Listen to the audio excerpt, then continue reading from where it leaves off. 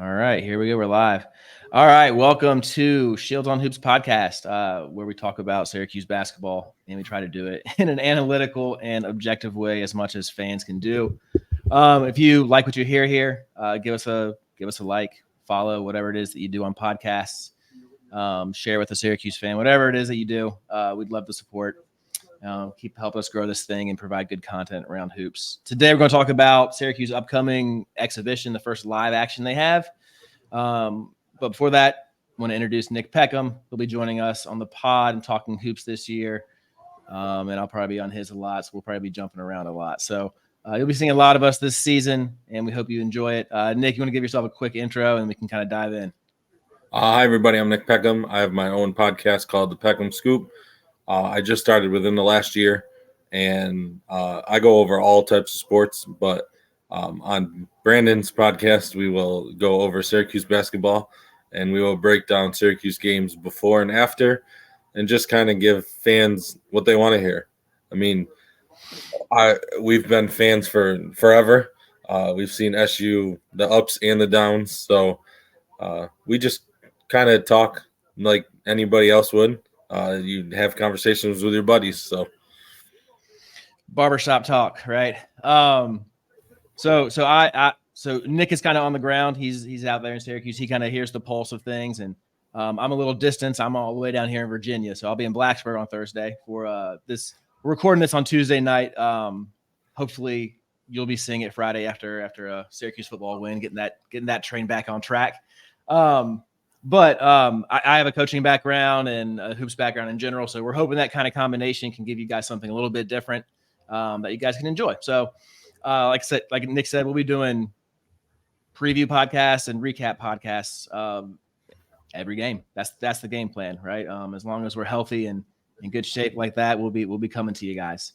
And one thing I will say is we will definitely give you our thoughts, whether they're good or they're bad, for preview and recap, so you can come join in and you will hear exactly what we think of the game. And there might be times where you might not like what we say, but it is what it is nowadays. It's okay. I got a lot of people who didn't like me last year because I defended Joe Girard too much. So I got a lot of that last year. It's all good. All right. I got my hills I'll die on. Okay. So a couple things we're going to talk about tonight real quick. And again, we're going to try and keep these 20 to 30 minutes for you guys. No promises on that, but that's the goal. Something you can listen to on the way to work, something you can listen to real quick, and just get what you need and maybe take it with you to the water cooler. Tonight, we're going to cover kind of some preseason rankings, some metrics that came out, talk about the validity of those. We'll talk starting five, rotation predictions. Unfortunately, we'll talk injuries a little bit.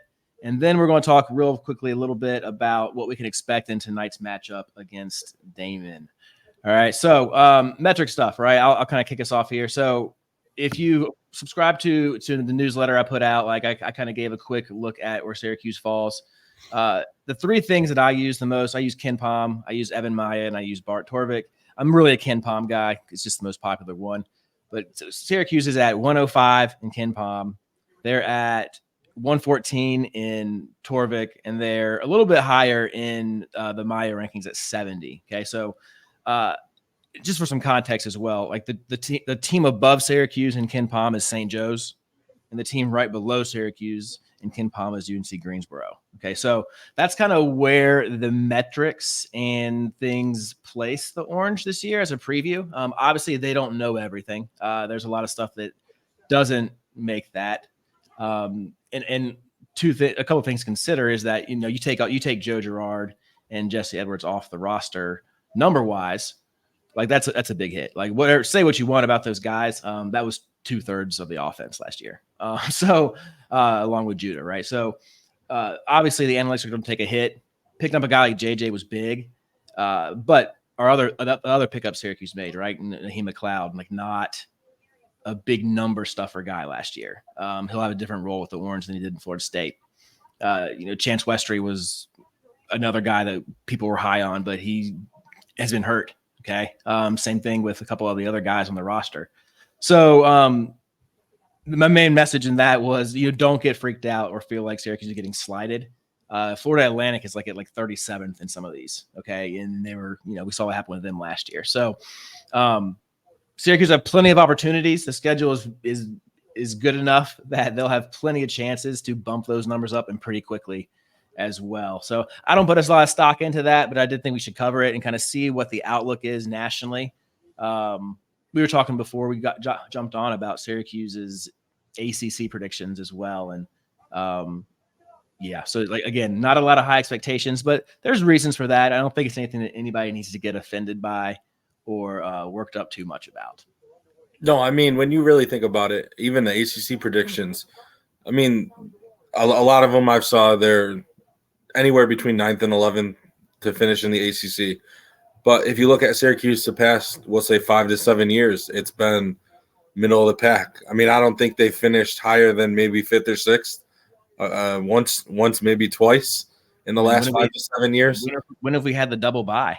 I know their best record-wise inside the ACC was our first year in the ACC when we started off, 23-0 or 24-0? And that's when Ennis's freshman year, and they really just had a great team, and they had great chemistry, and that was the one year that they finished top 3 in the ACC.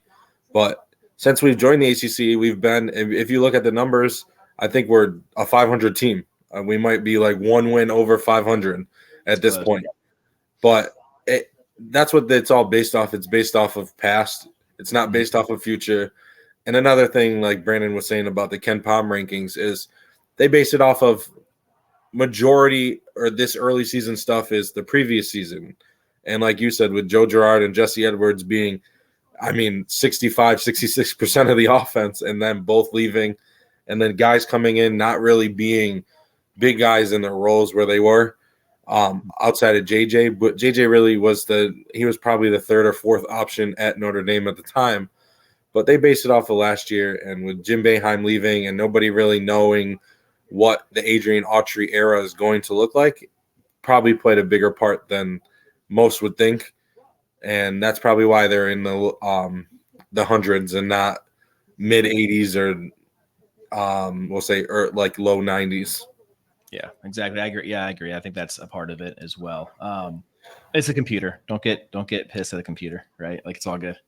But I will say, like you said, they do have opportunities very early in the season to make a statement and have statement wins. We won't get into it too much right now because we'll talk about it later on. But when they go to Maui, I think there's 4 or 5 teams that they could potentially play in Maui that are ranked in the top 15 in the preseason ranking. So they will grow up quick, and you will really see what this team can do in Maui. Yeah, and even they don't even need to win those games to get, if we're talking metrics, right? They don't even need to win those games to kind of make some movement there, right? They play well, they're efficient, things like that. That'll bump them up quick, and I think that'll happen because you just can't convince me that this is the 105th best team in the country based on the talent on the roster. That would absolutely blow my mind if that happens. All right, so starting lineups. Right. You guys know mine. I talk about mine. I've talked about mine a bunch. I've got and I don't know if what they've revealed at these madness events has been. So before you throw yours out, I will tell you that like Brandon said, I am in the Syracuse area. I did go to the Orange Fan Fest a week and a half, 2 weeks ago, and I know starting lineups and scrimmages don't really say what the team could look like because they try to even it out for the most part. Yeah. But I will tell you that the 2 lineups that Syracuse started with for the orange team and the white team were Judah, JJ, Quadir, Benny, and Malik were on one team. And then on the other team, it was Kyle, Chance, Chris, Justin Taylor, and Naheem McLeod were the other 5. That was the starting 5 for both teams. Now, as we said, don't put too much stock into scrimmages, especially this early in the season in Adrian Autry's first year. And I know in Rochester, it was kind of the same thing outside of Chance not playing, but it was kind of the same rotations. So we'll see what really happens when obviously the exhibition games start and early in the season before they really cement on a rotation. Yeah, I think I mean, I think the four, I think there's only one that is kind of in doubt, and I don't really think it even is. I mean, we know Judah and JJ, we know Benny, we know Naheem's going to start, McLeod's going to start, right? The only question people seem to have is what was probably Bell versus Westry, and or maybe Malik too. I don't think Malik starts. I think it's going to be Bell for shooting because there's not a ton on the floor. There's like average shooting on the floor. He's the only like real knockdown guy. Benny started to shoot well. Judah shot a little bit better. Starling was like 30% last year. Bell's the only like really sharpshooter on there. And I don't think Taylor's there in the starting position. I mean, Chris started every single game last year. But I do think that, and from what we spoke about earlier, it sounds like Westry was kind of really challenging for some time there, and I think that makes things interesting that he's gone. It's a chance for Copeland to kind of step in and really get some minutes. And I don't see JJ and Judah coming off the floor very much. I know we're hearing all this stuff about playing faster and being more up tempo, but those guys are too good not to be on the floor like 32, 35 minutes a game. They're too good. So that kind of leaves, your bigs and your forward spots and your guard spots, which I don't know. I mean, we'll probably learn a lot on Friday night, honestly, about where those guys are. And again, it's an exhibition, so you probably won't see everything. Boeheim would play man in those exhibitions and then never touch it again. So, like it's just not too. I don't get worked up when teams lose. I don't think Syracuse will lose, but I don't get worked up when teams lose these scrimmages. First off, D2 is not bad. It's their World Series, an opportunity to come into the Dome against a local team and play Syracuse. That's circled on their calendar. Syracuse is just like, who are we? And these guys, as we'll talk about a little bit, Daemen are pretty experienced. So, I've got JJ, Judah, Bell, Benny, McLeod. I think that's a lock, honestly. I would. I would say the same five that you said. I will say, watching the scrimmage and hearing some behind the scenes of how practice has been going and things like that, I will throw out one interesting point that I've heard, that now with Chance being hurt, there could be competition early in the season with Chris Bell and Quadir Copeland for a possible starting role at the 3 position. Again, I think the first 2 exhibition games and the first couple games of the season will really tell you who's going to stick out. But I've heard Copeland's name thrown in there. Obviously, Justin Taylor is a guy who can shoot. But like you said, Chris Bell started every game last season until the last couple when Boeheim kind of threw him under the bus, trying to show him why, like, what he has to do to stick on the floor. Yeah. But cool. Yeah, I'm with you. All right. So we kind of talked about, Chance Westry here and that loss. And again, there's been a lot of hype around, Chance and his game and what he could bring to the Orange. And we've only kind of seen him in these kind of fun pickup type environments, with fans, like kind of fan events. So it's kind of hard to tell. He got injured so early last year at Auburn as well. But again, we've got this mysterious, spooky injury that has a lot of details we don't know anything about, right? We don't know, right? We don't know what body part is hurt. We don't know, like, there's speculation, obviously, because he's coming off the stuff with his knee, I think. We don't know how long he's out. We don't know what the deal is at all. So maybe we don't need to even worry about that. But what this does, is it does give those guards who he may have jumped more opportunity to kind of step in, right? The Quadir Copelands and the Justin Taylors, and even maybe, even pushing maybe Benny up to like a 3 and playing Malik at the 4 with McLeod, right? I think that kind of gives the roster a little bit more. I don't think it's a positive thing at all. I mean, from what I've heard, he was really kind of on the track to have a pretty good year, but it's going to put guys in different positions and give them an opportunity to, even if he comes back, right, to at least be developed and improved while he's gone, just to make Syracuse even like a little stronger all around and more versatile. So my question to you is, outside of Judah, JJ, and Benny, what do you think would be the biggest injury loss for the Orange? Like, what loss would impact the way they play or hurt them the most if somebody else got hurt, starter or reserve? Okay, so I got two names for you, and Okay. it's more of a style of play type of thing. One, I think because he actually played very decent in the Fan Fest. Again, it was a scrimmage, so I take scrimmages as like all-star games where guys don't really compete as hard as they probably should. But my first name is Kyle Cuff, the transfer guard from Kansas. Because when you look at SU's roster, I understand they have Judah and they have JJ. And previous years, you'd say they're probably going to play 37, 38 minutes a game because that's what Jim Boeheim did, and that's what Joe Girard and Judah did last year, were play. I mean, what were they? I think at one point they were both 39 minutes a game. Yeah, that's a lot. Hence the reason why Symir transferred to Binghamton. But I think Kyle could be a guy because I don't really know if they have a true like Judah. You look at Judah's a point guard, right? But JJ to me is more of an off the ball guard. You saw him last year at Notre Dame try to run point, and he did a very good job for a guy who's not really a point guard. He averaged 1 assist per game last year, but it's not his natural position. Yeah. So I think when Judah comes off the floor or something like that, I don't know if they have a guy that can really control the pace of the game because I don't look at Quadir as a point guard. He's more of a 2 or 3. So I think he Kyle did it out of necessity last year a little bit. Yeah, so I think Kyle could. I don't know if that was. It was very sweet and sour. Yeah, there was. I mean, like you said, there were some games where, like, if you look at the game, the ACC tournament game against Wake Forest, Syracuse comes back in that game and has a shot to win because of Quadir Copeland down the stretch and the plays that he made. So I think Kyle could be a guy only because I don't think they have another guard on their roster that if Judah or JJ kind of come off the floor that could hold down the offense. And my second name I'll throw out to you is Naheem McLeod, I think, could be another guy because you look behind him, right? And it's Munir Hima, who really didn't get much playing time. You saw, again, a sweet and sour. You saw potential last year and what he could be.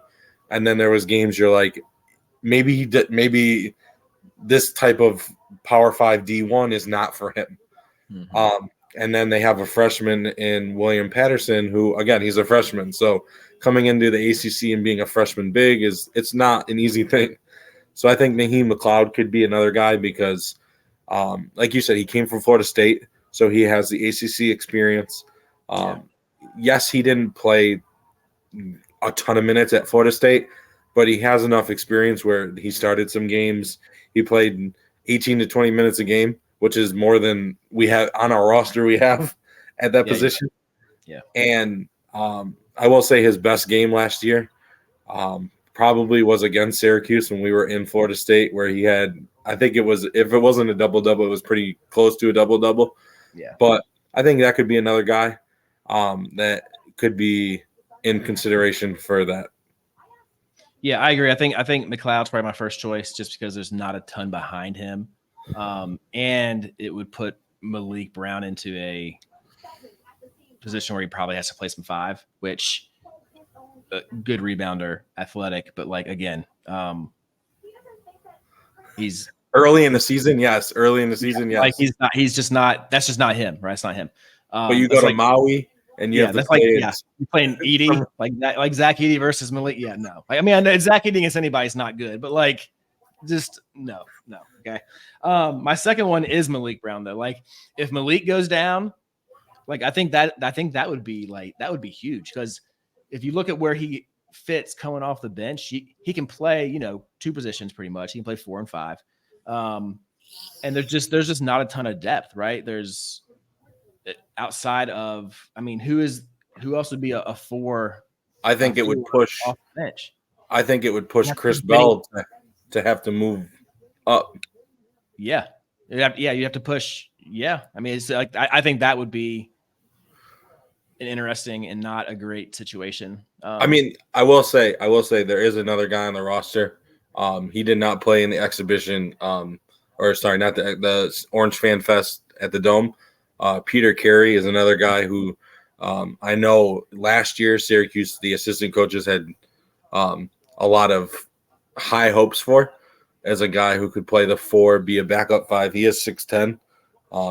He is very athletic. I've been to a practice or two, and I've watched him practice. I'll tell you And what, man, he gets a lot of love on the IG page too. Like they're like it's almost like they're kind of foreshadowing. But look, I went to 2 games last year.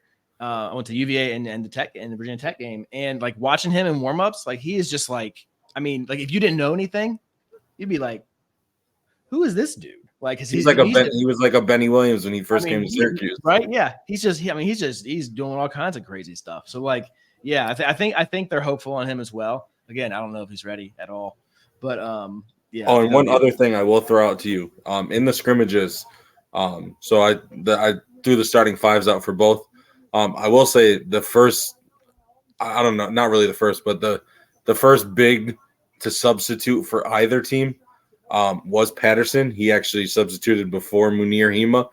I don't know. Again, I don't put a lot into that, but to see a freshman actually come in before Hema, because Hema ended up coming in later, but it was like 7, 8, 9 minutes after Patterson came in. But to see Patterson actually come in before Hema was kind of interesting to me. That's one takeaway that I had. Yeah, that's interesting. If nothing else, that's interesting for sure. Huh. All right, cool. Not something I would have expected. All right, so let's talk Daemen real quick. Who are these dudes, right? So a couple things that I did a little bit of research. I know you did too, Nick. I'll start with a little bit. So they're coached by Mike McDonald. I don't know if it's McDonald or McDonald. 10th year there, 27th year overall. The dude's a winner everywhere you go, or at least he's been a winner here. 20 wins in 5 of the last 6 seasons. They're a solid D2 program. 179 and 74 since he's been there.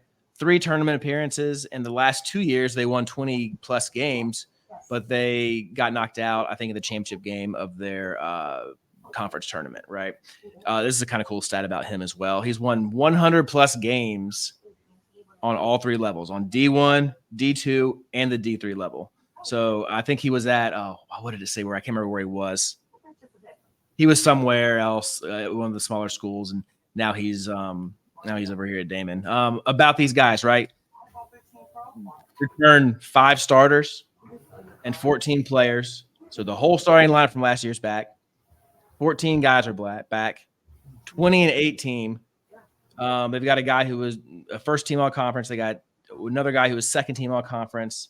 And they got 2 other guys who were third team, one being the coach's son. So they've got some guys. Also, Preston Shumpert's son is on this team, which is an interesting little tidbit as well. I don't think he plays very much, but he's on the roster. I did actually. Preston Shumpert, I think he is I was just talking about him the other day. I think he's the JV coach at Liverpool High School out here. Oh, really? Okay, the cool. boys team. Because Ryan Blackwell is the varsity coach. I'm sure you know who Ryan Blackwell is. Yeah. That's kind of cool.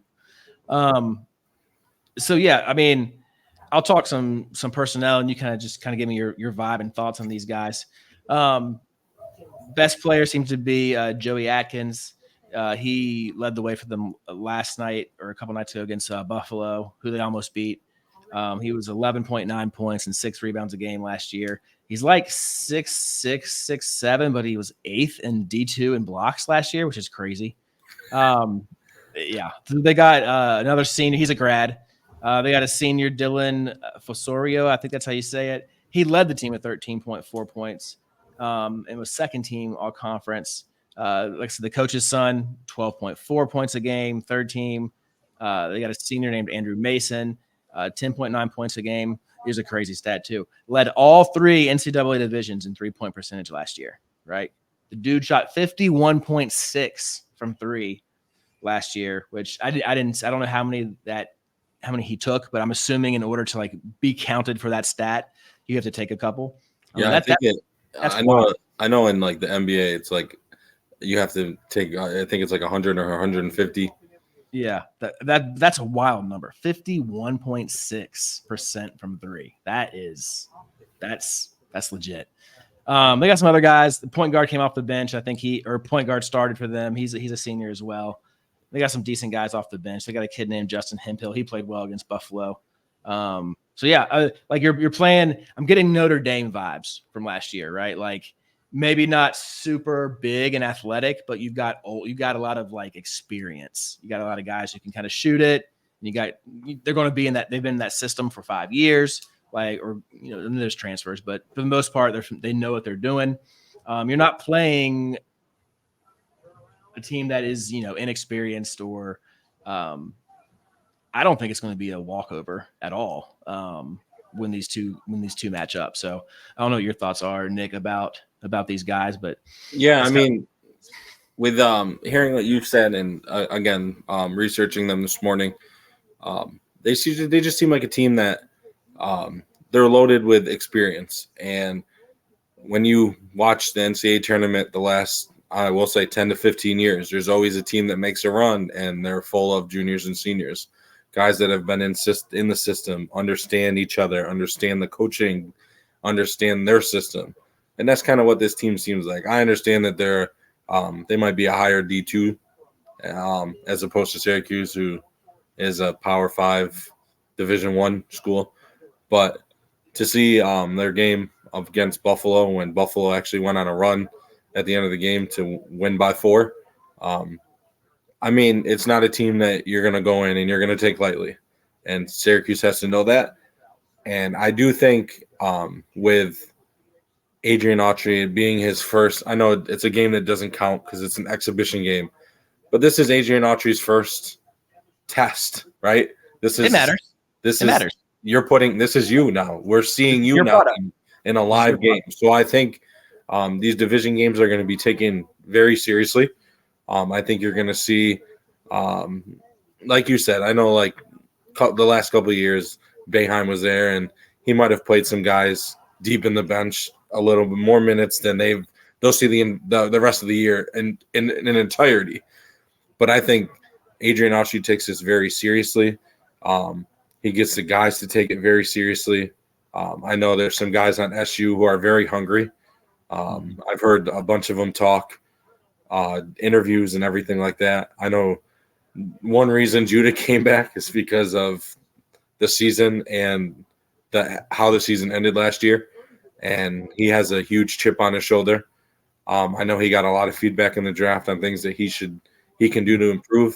I will say his jump shot at the scrimmage looked a lot better. I know as the season went on, he started hitting more and more threes, which was a nice thing, but they're an experienced team. They're not going to back down. This may be an exhibition game, but this is huge to them. They get to go into Syracuse and they get to play Syracuse, and they can really make a name for themselves and make a name in Division II on, hey, we're here and we may be the team to beat. And again, like I don't think their preseason polls come out. They have to be the favorite in their D2 conference. Like they lost in the championship game last year, and they bring back the entire team. Like they've got to be the favorite. You bring back 14 guys. There's probably 17, 18 on a team. How many are on the roster, right?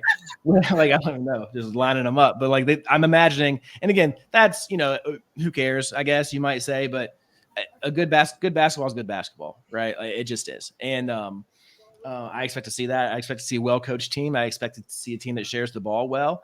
They're going to be playing against a Syracuse team that's played zone for the last 8,000 years, and we're going to be we're going to see a lot. We're going to learn a lot. Like you said, like it is an exhibition game, but it matters. Like optic wise, it matters. Like all this hype, the buzz within like the Syracuse team and the fan base has been kind of growing. Like, oh, we're back. Like this team has so much more talent than we've had this in so long, and all these things. Like expectations, it's just such a weird thing, right? Because we talked earlier, like we don't know what we're walking into with the Adrian Autry era, but like it's exciting, and we're still like blindly optimistic, but not really blindly optimistic because we have reasons to be. So it's just kind of like staying level, I feel like. No, I will say, I know it's like we've said 1,000 times already. It's an exhibition game, but when you listen to recruits, I know I'm getting a little off topic, but when you listen to recruits talk, and there's some recruits that Syracuse is in their top 8. right? Guards, especially there's a couple guards, maybe not next year, but 2025. Mhm. But a lot of guys are looking at Adrian Autry and what is he going to bring to Syracuse? What is his style? How are they going to fit? So I think game one is a big thing. There's going to be eyes. People are going to watch.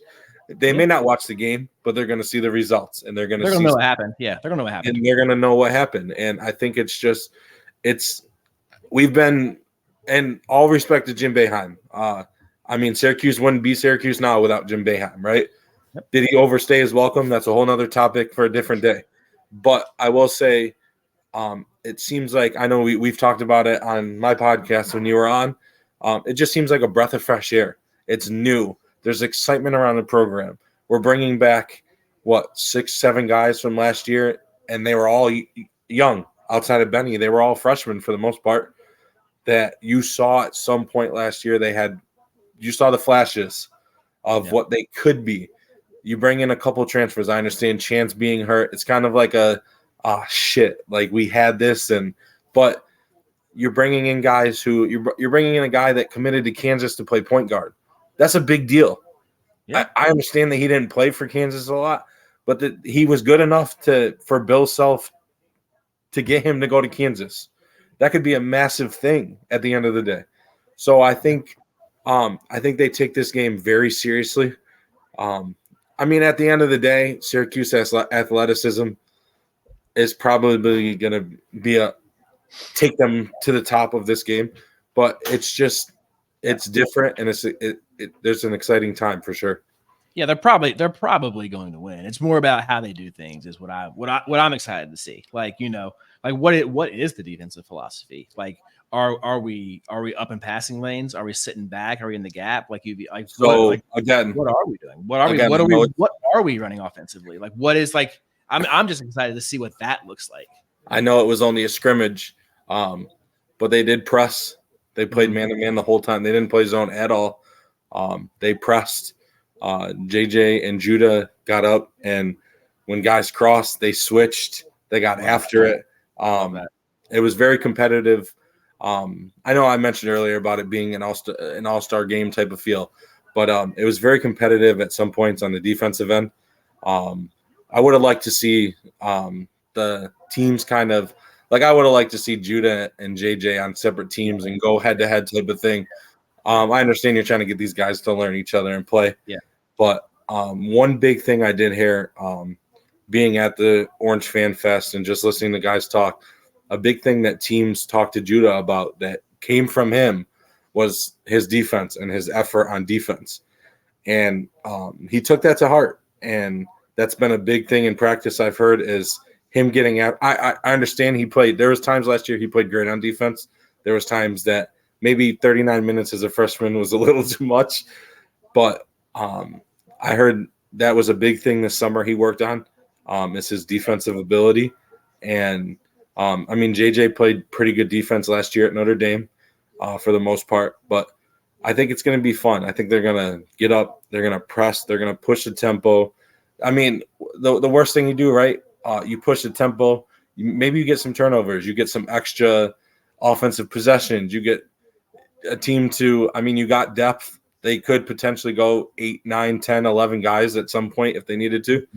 But I think it's going to be very interesting to see what happens. I'm very excited to see all of this unfold and actually see it on the court.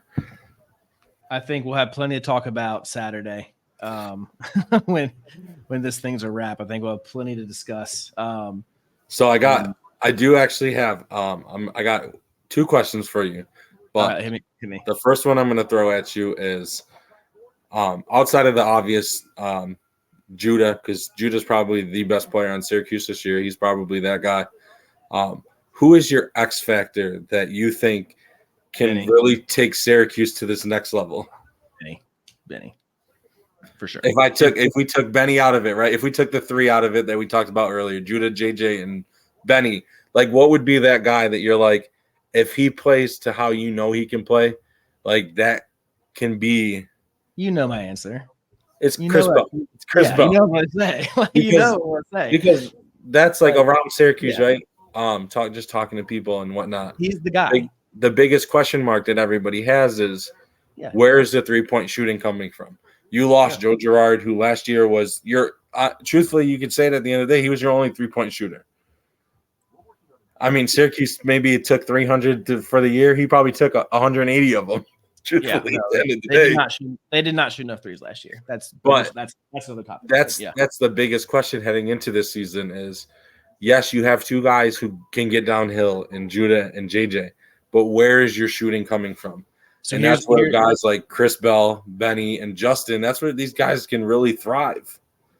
Having Judah and JJ on the floor, I think, is going to open things up for Chris Bell tremendously. All right, you got two guards who can get to the cup, who are going to require help, who are going to because I mean, and I said this last year. I was like, just put Bell in the corner and just empty it out, run pick and roll with Jesse and Judah, and then put Bell in the corner and let Judah drive. Because if you help on Judah, you just have a kick out, and you have to help, or he's going to score 30 points at the rim because nobody can stand in front of him. But again, that's a whole other topic. I think that those two guys are going to open things up a lot for him. I think he's going to get better looks this year. I think he's going to be better. I think Mike Waters heard about how he gained 14 pounds over the summer. I saw the one quote that they picked out of the whole thing was he said, I ate everything my mom made me somewhere. That's what moms are for, man. And but I will say that I on Instagram, there was video, he would share videos people posted, and he was in the gym every day, and he was working on not only his jump shooting, but his.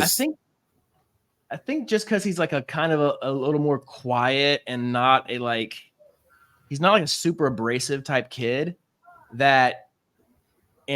got lambasted by Boeheim last year about rebounding. And I think people really latched on to that, and some of it's true. I get that. But I have my theories as to why he didn't rebound last year as well. But we won't go into that. We'll see how he does with the man, right? I'll just say this. Look, the ball goes the opposite side 70% of the time. Chris Bell is on the opposite side of that, where it's usually not going to go because of where the offenses usually run from. And then you got Benny and Jesse down there cleaning up. You know how many rebounds Jesse Edwards probably stole from just being Jesse, which is a great thing. It's not a bad thing at all. So anyway, I think he's the guy. I think Copeland could be if the Westry injury is pretty bad. I think what he does off the bench as a 6-man, or even maybe those two are interchangeable based on lineups. I think that's going to be something to look at as well. But yeah, I do think it's Benny though. I think it's Benny. Now my second one. We set our starting lineups. I think we both had the same one. It was Judah, JJ, Chris, Benny, and Naheem. And obviously with the Chance Westry news, who are your first three off the bench if you're Adrian Autry? I'm going to have – I think it's got to be Copeland, Taylor, and Malik.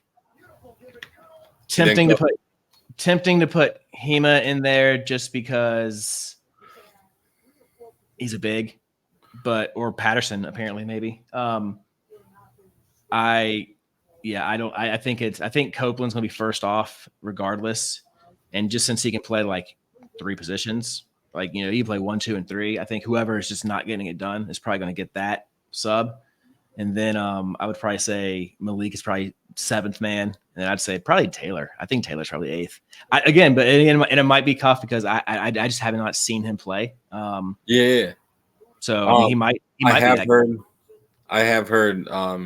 Obviously, with Adrian Autry doing interviews, one thing that I know that the coaching staff has discussed at times is possibly playing 3 guards, playing a Cuff, a Judah, and a JJ, and just trying to get after it defensively.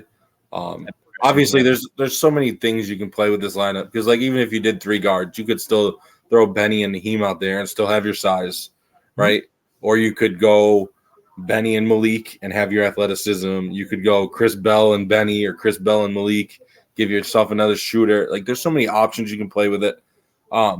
Obviously, Chance is a huge piece in all of this, not being there. because that's another guy who could possibly play the 2, 3, or 4 if you needed him to.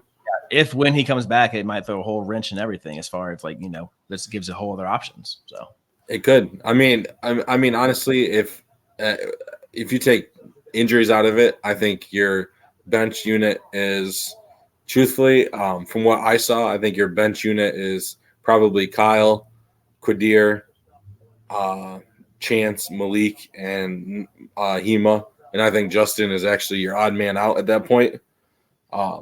I know it's tough because you need shooting, right? And Justin could be that guy. But I just think for what this team would need off the bench, especially with a guy like Chance and Malik and Cuff, guys who can score the ball, I think you need a guy like Copeland, who is like the glue guy and does everything else. Energy, yeah. But I think it'll be very interesting to see what happens for sure. It'll be fun. I'm sure, like you said, I'm sure Saturday we'll have a lot to talk about because we'll see it all and actually play out on the floor. I'm going to try and record it if I can. I'm trying to try and get it recorded somehow or the other. And yeah, same thing with Taylor. Like I think, and I like Justin Taylor's game. I think he's a physical guard forward. He reminds me of Buddy. Buddy's early years. Truthfully, like I know a lot of people are like, because they look alike, but like it's kind of like Buddy kind of played sparingly his freshman year, and then he just gradually every year just got better. He has a weapon, dude. He can shoot the ball, and he's not that bad off the bounce, creating his own shot either. Like he's not. When you think about it, right? So we talked about guys showing flashes at points last year. So Justin in the Bryant game, when I know we eventually lost at the last second to Bryant, but Justin scored, I think it was 27, and without him, Judah gets ejected, and without Justin, you're not in that game. Would have been and then Chris Bell, I think, like I know you were a big Chris Bell fan, but I think Chris Bell's best game last year was North Carolina in the Dome. For sure, yeah. And then obviously Benny's best game of the season probably was the Wake Forest game in the ACC tournament. But there's just these guys showed flashes in it. If they can put it all together, and I'm not expecting Benny to do what he did against Wake Forest every game, right? Yeah. Because you got guys like Judah and JJ who, for the most part, will carry this team. He shouldn't have to.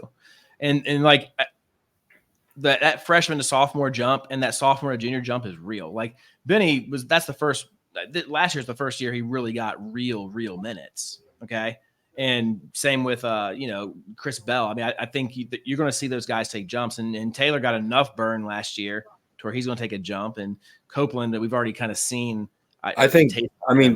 So Benny's going into his junior year. Mm-hmm. And I think this is going to be the first time where Benny goes in through the offseason, where Benny goes in and actually he feels – I don't want to put like a negative aspect to it, but he feels wanted, right? Like and again, I could be reading. I know. Listen, I know. We on my podcast we talked about it, and we talked about how Adrian Autry got all these guys to come back. Yeah. And I think Benny's a great example because, and again, I don't know Benny Williams personally. I haven't been to practice. I will say that just like looking at the way his body language and the way he kind of conducted himself, which I don't think it was a bad thing, but he just looks lighter. Like just on the things I've seen, like they had him mic'd up the other night, and like he just seems like a little lighter and more loose and free. Which I was at Monday night. Virginia came to Syracuse. I was at that game. It was on ESPN, and Benny didn't even show up to the Dome. Twitter was rocking that night. I'll tell you that. And I remember the fans sitting around me. It was, did Benny transfer? Is he already in the portal? And listen, I will say, I know, again, we talked about it, and but I will say Adrian Autry getting all of these guys to come back, it could be a massive win for this program down the road. Yeah, that's it's weird, but that's recruiting in a sense almost these days, right? Like, I was just listening to, I don't know, there was one coach talking, I forgot who it was. It'll click to me at some point, but there was one coach talking, and he's like, you got to recruit the guys that you recruited to your school every year now. and it, like, when you really think about it, it's really like I went to a coaching because other people are recruiting them. yeah, I went to a coaching clinic a couple weeks ago out in where was it, Rochester, and there were some coaches from around the area that came to talk. Greg Paulus actually came to talk, and just like listening to all these guys talk, and it's like the way the game is nowadays in college is so different from. It's like you're recruiting, like your recruiting doesn't stop anymore, No, and like because like you may get guys, but if it's so easy now to leave that guys can just pack up and go wherever they want at this point. Yeah, I think that was a wrap on Boeheim too a little bit. Like I think he got a lot of criticism for just kind of hanging out, letting his assistants do their thing, and like he would show up when he thought it was important. It was the kind of vibe I got. Like, I know there was an article that came out like after he announced his retirement about how there was times where he wouldn't go to practice and his assistants would run practice and like things like that. And like obviously 47 years into it at his age, yeah. I mean, maybe he just didn't have the motivation he once did. But that's fine. Now you have fresh blood, and I know like a lot of the players say that their practices now are very intense, and it just feels like there's a different atmosphere. And listen, I hope of all people, I hope Adrian Autry succeeds. I think he deserves this. He definitely waited his time, and I'm very excited. He's got a great coaching staff with him. A lot of guys who I think are going to help mightily. I mean, GMAC getting promoted to associate head coach, retaining Alan Griffin and bringing in Brandon Strawn. I think you got a lot of guys on that bench that could truthfully help mightily. Yeah, a lot of player-centric type guys, right? Like a lot of player coaches.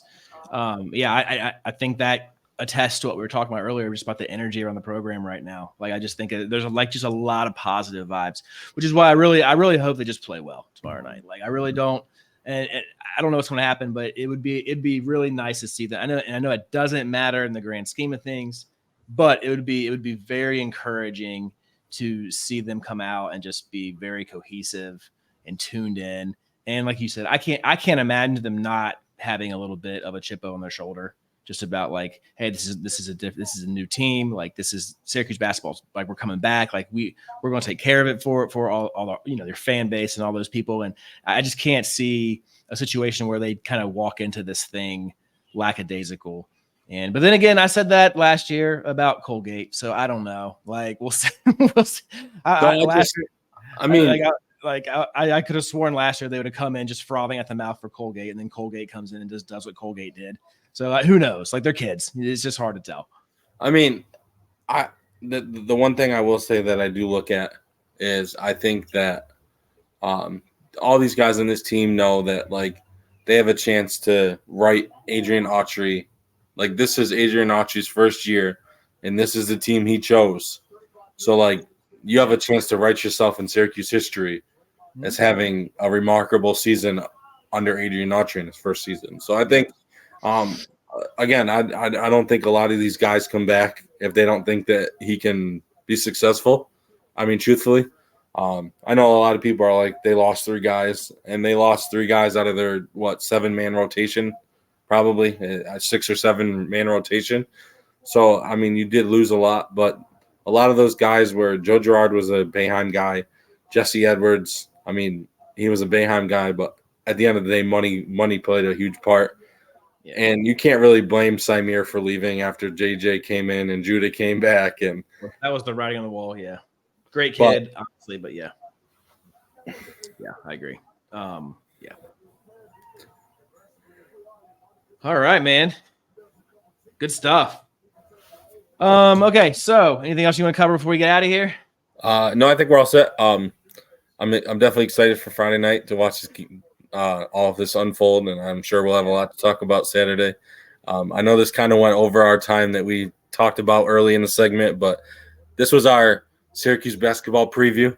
Yeah, in a sense it was. We threw a lot more into it than we anticipated, but going forward, I know we will be covering pregame and then a recap of every game. we won't get into a lot of the things we got into now. But like I said earlier, you're going to get our honesty and exactly what we think about the game. We'll break down the game itself. We'll break down the players and how they played. We'll break down rotations. I know exhibition, I know we talked about it, doesn't mean a lot in theory. But we will cover exhibition a little bit more than we probably normally would, only because there's a lot going on. It's a whole new atmosphere. It's a whole new thing. So I know I'm very excited for Syracuse basketball to start. I think it could be a special season. I thought it could be before Judah announced he was coming back, especially with some of the guys coming in, but just getting a guy that played at the level that he played at as a freshman, like even if you get that again, you're in a great position, and you got to imagine he's only going to get better. So having that, especially with some of the teams in the ACC, I think it's going to be a huge aspect, and I'm excited to see what happens at the end of the day. Yep, same here. Yeah, and last thing I would say about the matchup tonight. Again, it's Tuesday right now, but the matchup after the game Friday is that for the fan base just to stay steady, right? Like, don't go jumping off a bridge if things don't look good. Don't go thinking Final Four if they just come out and beat the brakes off these dudes, okay? Like, let's stay steady. It's Syracuse, you know how we are out here. Let's stay steady. All right, don't get on FanDuel after the game and, make your, probably 10,000 to 1 bet on the Orange for the Final Four. All right, don't be doing all that. We'll see what happens. But, excited for that as well. And, lots to talk about. We'll probably talk a little bit about the ACC in general leading up to the season. And like you said, recaps and previews, and maybe even, sprinkling in a couple of things that are that kind of pop up, during Christmas break. I will just throw 2 quick things out. One, again, Syracuse, if you're watching this, please go support the Syracuse basketball this year. It's Adrian Autry's first year. Let's all get behind him and so give him all of our support. And the second thing that I'm going to say is Syracuse women's basketball also could have a very special season. I know they brought back Deasia Fair, who was one of the best players in college basketball last year. They have a lot of upperclassmen. They have a couple transfers and freshmen that came in that are very good. They also look very good at the scrimmage.